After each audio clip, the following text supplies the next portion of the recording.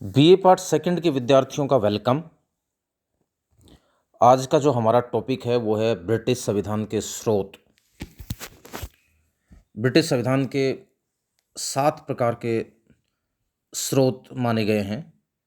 Number 1 महान अधिकार पत्र, नंबर 2 संसदीय अधिनियम, नंबर 3 न्यायिक निर्णय, नंबर 4 सामान्य विधि, नंबर 5 प्रथाएं एवं परंपराएं, नंबर 6 संविधान की टीकाएं और नंबर 7 विवेक और संयोग के तत्व।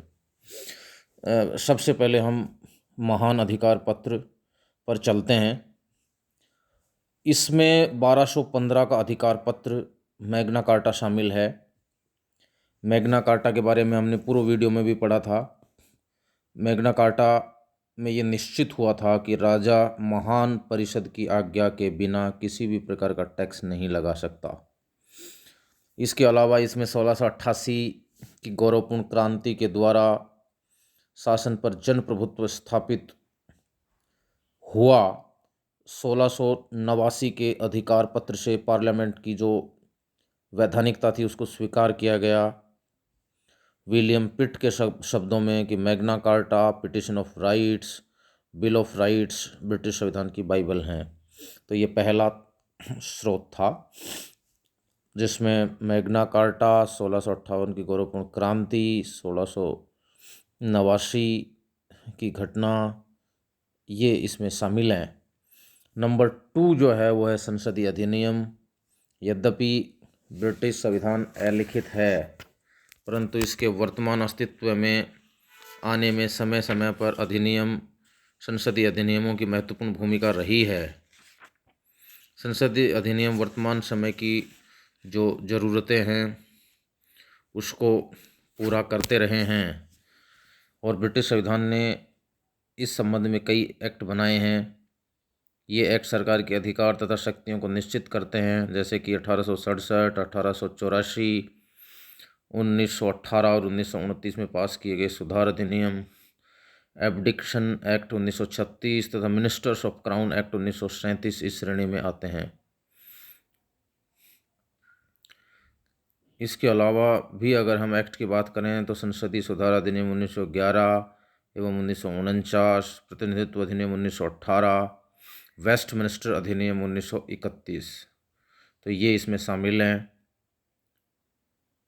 ब्रिटिश संसद ने जो समय समय पर एक्ट बनाए हैं उसके द्वारा भी ब्रिटिश संविधान का विकास, ब्रिटिश संवैधानिक व्यवस्थाएं और परंपराएं विकसित हुई हैं। नेक्स्ट जो है वो न्यायिक निर्णय है। न्यायाधीशों के निर्णयों द्वारा अनेक संविधानों तथा संसदीय कानूनों और अधिकार पत्रों की व्याख्या की गई है।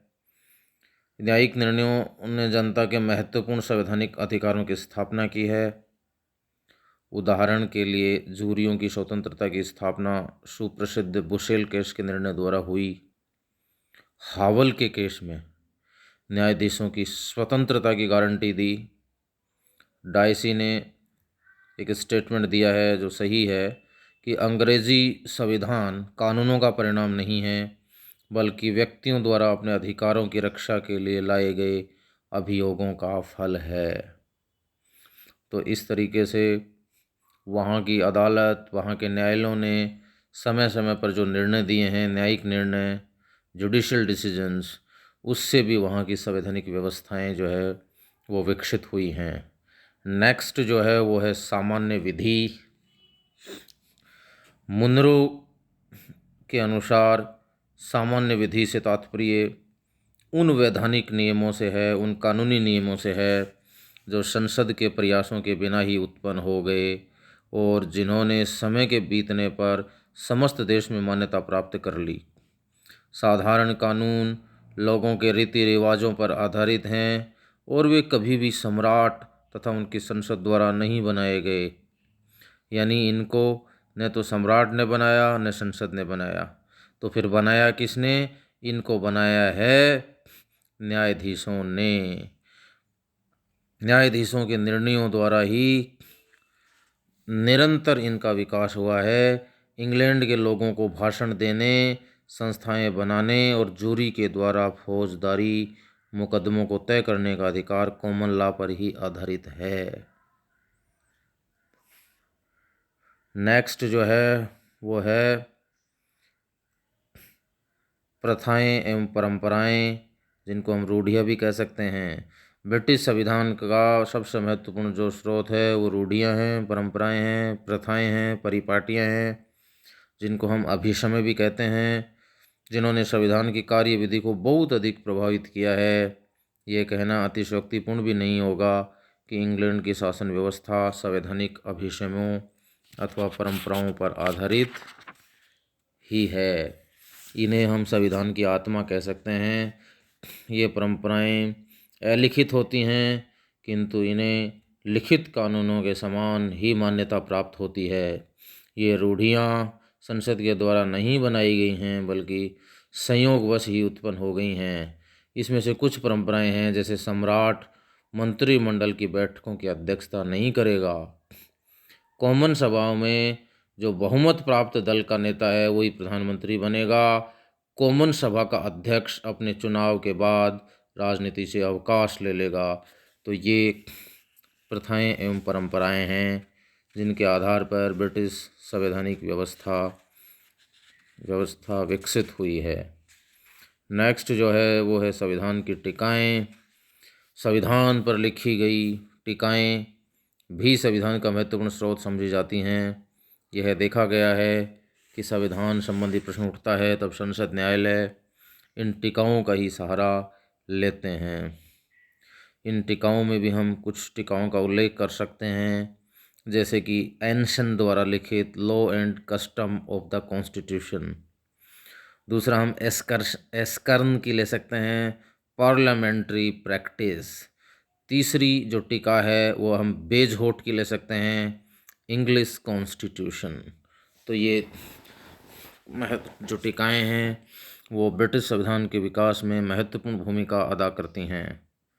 तो इस तरीके से इसके एक नेक्स्ट जो स्रोत है वो है ब्रिटिश शासन व्यवस्था में विवेक एवं संयोग के तत्व। ब्रिटिश संविधान का निर्माण विश्व में आधुनिक संविधानों की तरह निश्चित समय में किसी सभा या सहमति के द्वारा नहीं हुआ। इसका स्वतः क्रमिक विकास हुआ है, जिसमें सैकड़ों वर्षों का समय लगा है। लेटन स्ट्रेटजी कहता है ये संयोग एवं विवेक का शिशु है। लोक सदन का लोकतांत्रिकरण कॉमन सभा की तुलना में उच्च सदन की शक्तियों को सीमित करना इसी का परिणाम है। इस प्रकार ब्रिटिश के संविधान का निर्माण विवेक एवं संयोग दोनों का ही परिणाम है। अब हम ब्रिटिश संविधान को विश्व को क्या देन है, क्या कंट्रीब्यूशन है, योगदान क्या है, क्या सीखा है विश्व ने ब्रिटिश संविधान से, और ब्रिटिश संविधान की किन चीज़ों को विश्व में बाद में अपनाया गया, वो देख लेते हैं। सबसे पहले है संसदीय शासन। ब्रिटेन को संसदीय शासन व्यवस्था की जननी कहा जाता है। वहाँ न केवल संसदीय शासन का जन्म हुआ, वरन दुनिया के अनेक देशों तक इसका प्रभाव भी फैला हुआ है। आज दुनिया में सर्वाधिक प्रसारित शासन प्रणाली के रूप में संसदीय प्रणाली ही है। दूसरा जो है वो है उत्तरदायी शासन। संसदीय शासन दुनिया का सबसे उत्तरदायी जवाबदेह शासन होता है। इसमें सरकारों पर कठोर नियंत्रण होता है। उन्हें दो स्तरों पर जवाब देना पड़ता है। पहला नियंत्रण जनता का होता है, जब उन्हें मतदाताओं को जवाब देना पड़ता है, तथा दूसरा नियंत्रण संसद के अंदर जवाब देना पड़ता है। उनका विश्वास पर्यंत ही सरकार बनी रहती है। इस प्रकार उत्तरदायी शासन का सूत्रपात ब्रिटिश शासन की ही देन है। नेक्स्ट है विधि का शासन। विधि के शासन का मतलब होता है कानून सर्वोच्च है, राजा सर्वोच्च नहीं है, कोई व्यक्ति सर्वोच्च नहीं है, उसकी इच्छा सर्वोच्च नहीं है। कानून के अनुसार ही शासन चलता है, ना कि किसी व्यक्ति की इच्छा के अनुसार। सभी लोग समान रूप से कानून के अधीन हैं, सभी पर कानून समान रूप से लागू होता है। नेक्स्ट जो योगदान है वो है प्रतिनिध्यात्मक शासन। आज दुनिया में नगर राज्यों का दौर नहीं रहा, अब विशाल राज्यों का अस्तित्व है। आज के प्रजातंत्र में यूनान नगर राज्यों जैसा प्रत्यक्ष प्रजातंत्र संभव नहीं है।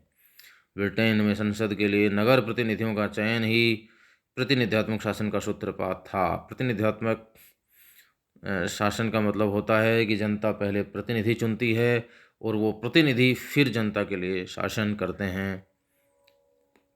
नेक्स्ट जो है वो है द्विसदनात्मक व्यवस्थापिका। ब्रिटेन में द्विसदनात्मक व्यवस्थापिका का जन्म एक संयोग था। वास्तविक रूप से वहाँ पर 3 वर्ग सामंत, पादरी एवं नगर प्रतिनिधि आए थे।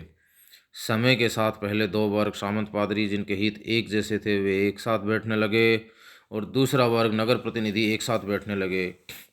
यहीं से संसद के 2 सदन बन गए, एक हाउस ऑफ कॉमन्स जो पादरी सामंतों का प्रतिनिधित्व एवं हाउस ऑफ कॉमन्स, यहीं से 2 सदन बन गए, सॉरी, एक हाउस ऑफ लॉर्ड्स जिसमें पादरी और सामंतों के जो प्रतिनिधि थे वो बैठते थे, और दूसरा हाउस ऑफ कॉमन्स जिसमें सामान्य लोगों का प्रतिनिधित्व करने वाला सदन अस्तित्व में आया। दुनिया के लगभग सभी लोकतांत्रिक देशों में आज द्विसदनात्मक व्यवस्थापिका ही दिखाई पड़ रही है। यह भी ब्रिटेन की अमूल्य देन है। धन्यवाद। कल हम नेक्स्ट टॉपिक पर चर्चा करेंगे।